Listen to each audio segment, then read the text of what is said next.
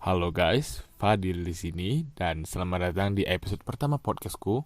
Dan ya, di episode pertama ini aku akan membahas bagaimana pendidikan di Indonesia di era pandemi COVID-19 ini sih. Ya, sebelum itu kita intro dulu.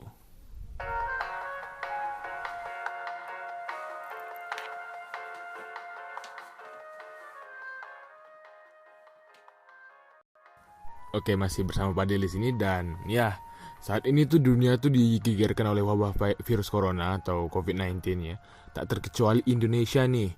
Pemerintah Indonesia telah mengambil sejumlah kebijakan untuk ya memutus rantai penularan COVID-19 ya, seperti ya memprioritaskan kesehatan dan keselamatan rakyat di bidang ya pekerjaan, beribadah dan belajar. Sekarang belajar dari rumah ya kan. UNESCO juga menyebutkan bahwa pandemi COVID-19 mengancam 570 juta pelajar dari pendidikan prasekolah, dasar, hingga menengah atas dan 86 juta pelajar dari pendidikan tinggi di seluruh dunia ya. Jadi COVID-19 ini tuh udah kayak all around the world, kayak udah worldwide gitu ya. Jadi ya seperti kebijakan yang diambil berbagai negara yang terdampak penyakit COVID-19 ya. Seperti Indonesia meliburkan seluruh aktivitas pendidikan. Hal tersebut membuat pemerintah dan lembaga terkait menghadirkan alternatif proses pendidikan bagi peserta didik dengan belajar nih atau mengajar ya dari jarak jauh atau ya bisa dibilang belajar online atau belajar daring dengan pendamping orang tua ya. Biasanya itu dilakuin untuk anak-anak yang ada di sekolah dasar ya. Nah, penerapan kebijakan belajar mengajar dalam jarak jauh ini juga nampaknya tidak menjadi masalah sih bagi sebagian perguruan tinggi yang sudah memiliki sistem akademik berbasis daring. Itu no problem sih bagi mereka.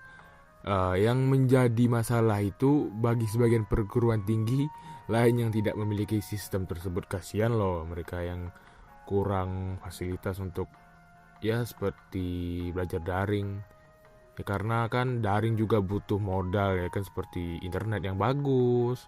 Karena kita daring itu belajar kayak semuanya tuh serba online, semuanya tuh kita butuh internet, kayak apa-apa harus kita buka Zoom meeting, eh, Google Meet, ya Classroom, Edmodo ya seperti itu ya. Di level pendidikan dasar, menengah, atau secara teknis proses pembelajaran jarak jauh juga banyak mengalami nih kendala peserta didik. Misalnya dari keluarga yang tidak memiliki akses internet atau bahkan tidak memiliki handphone, akan ketinggalan pembelajaran ketika tugas belajar disampaikan melalui aplikasi seperti WhatsApp atau platform yang sejenisnya ya. Nah, menyikapi kondisi seperti itu, pihak sekolah juga memberikan kebijaksanaan, misalnya dengan memberikan tugas dalam bentuk kertas kerja. Tapi jarang sih kalau aku lihat di belajar online sekarang, malahan dosen atau guru kasih tugas dalam bentuk ya nanti kamu buat ya, tugasnya disuruh buat resume, disuruh buat apa gitu, kayak teks deskripsi gitu untuk ya untuk untuk tugas untuk nilai kita nanti. Nah, dan juga nih, selain itu, dampak lain yang dirasakan oleh peserta didik atau mahasiswa yang belajar dari rumah itu, beban pelajarannya tuh terlalu banyak.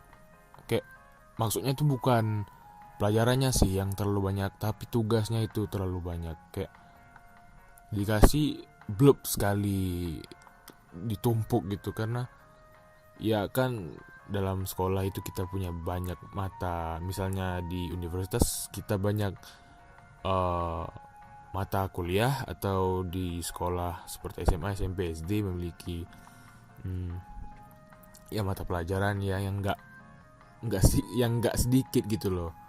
Jadi guru diharapin gimana ya, kayak ya punya rasa inilah kasihan kepada kami para peserta didik, karena ya kami juga ingin istirahat sih. Tapi ya gimana juga, itu kewajiban kami juga. Dan ya kami nggak bisa apa kecuali kami harus lakuin itu, karena itu juga untuk masa depan kami, untuk nilai kami ke depannya, seperti itu. Oke, kita bakal kembali lagi di segmen kedua. Tapi sebelum itu kita break dulu sebentar, oke? Stay tune terus. Baby, baby, baby, baby, oh, baby, I love you, I really do.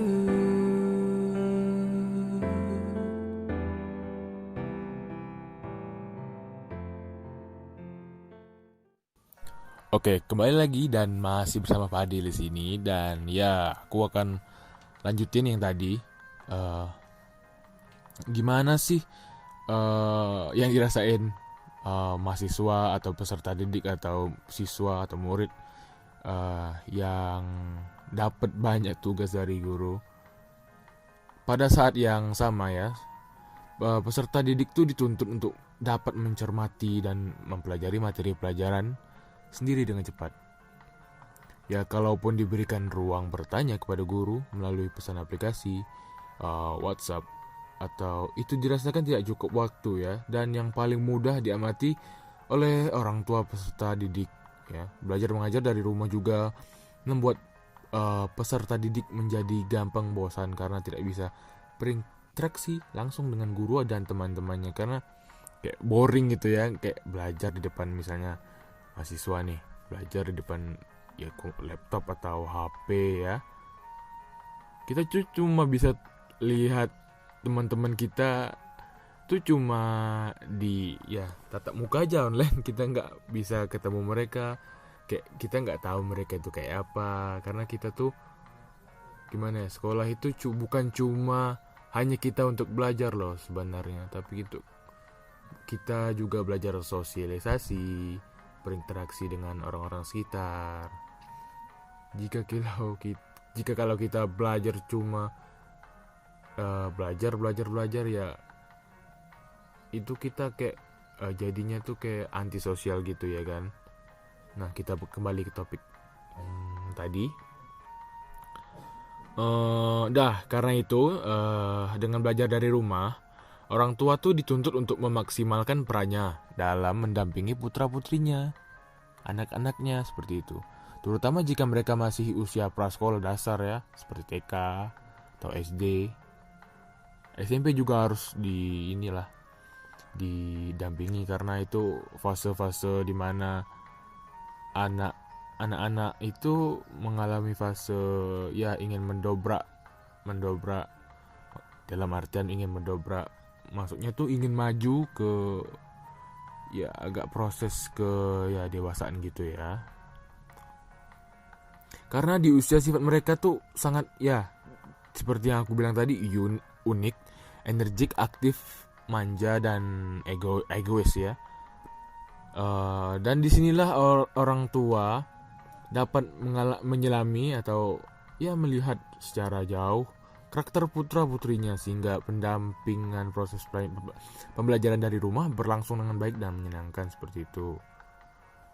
Pembelajaran di rumah memungkinkan sebagian orang tua stres dalam mendampingi anak apabila kurang memahami karakter anak.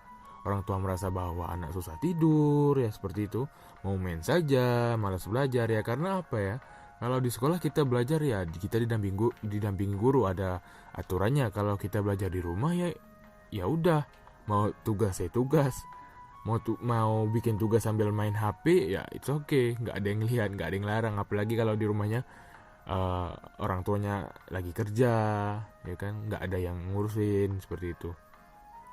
Nah, selain menghadapi perilaku anak dalam mendampingi belajar di rumah, orang tua juga dituntut dapat menjelaskan banyak hal terkait dengan materi pembelajaran. Sementara tidak semua orang tua siap untuk itu kan. Belum lagi jika anaknya banyak. Gimana tuh? Anaknya ada 10, 11. Dan orang tua harus bekerja untuk mencari nafkah. Orang tua menjadi lebih pusing. Gimana tuh? Serba salah ya kan?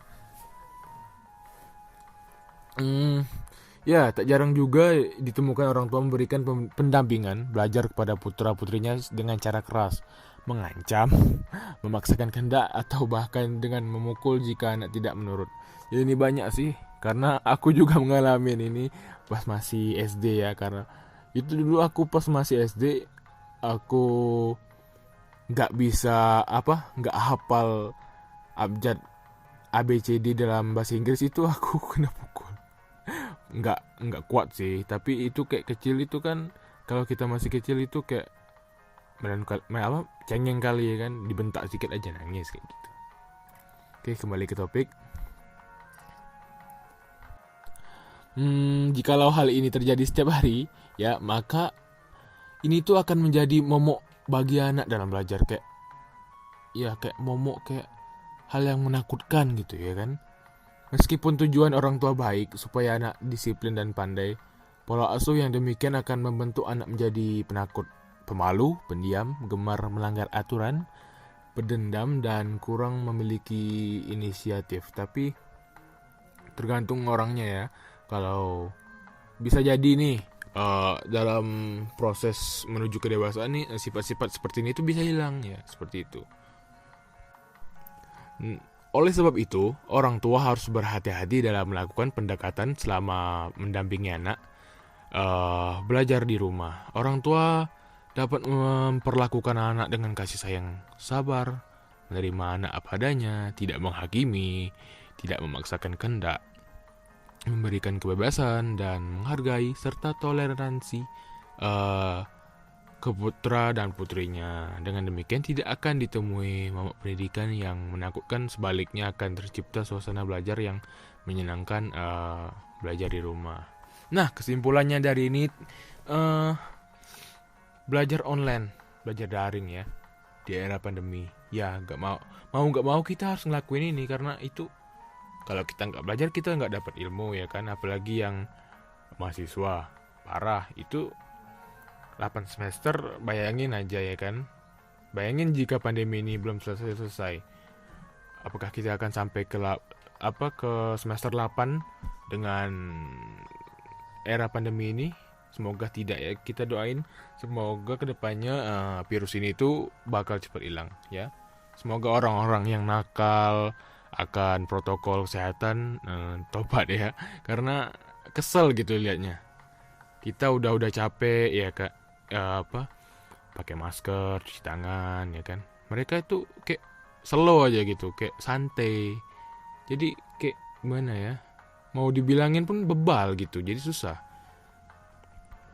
Nah, intinya tuh worth it gak sih belajar online dari rumah?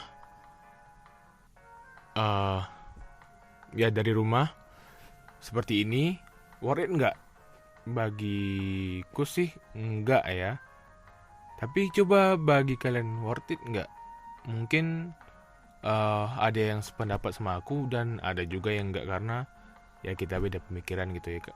Tapi sebenarnya bagi aku tuh mau dibilang worth it ya enggak, mau dibilang enggak worth it ya juga enggak, karena 50-50 gitu. Karena apa yang kita dapat dari belajar online tuh enggak totalitas apa yang kita dapat dalam belajar offline atau tatap muka di sekolah secara langsung, seperti itu. Oke lah, sampai sini aja ya episode kali ini. Maksudnya episode pertama ya. Sampai di sini aja. Mungkin kalau Padil ada salah-salah ngomong atau apa, tolong komen di bawah ya, oke? Baiklah, see you and bye-bye. Have a good day. Bye.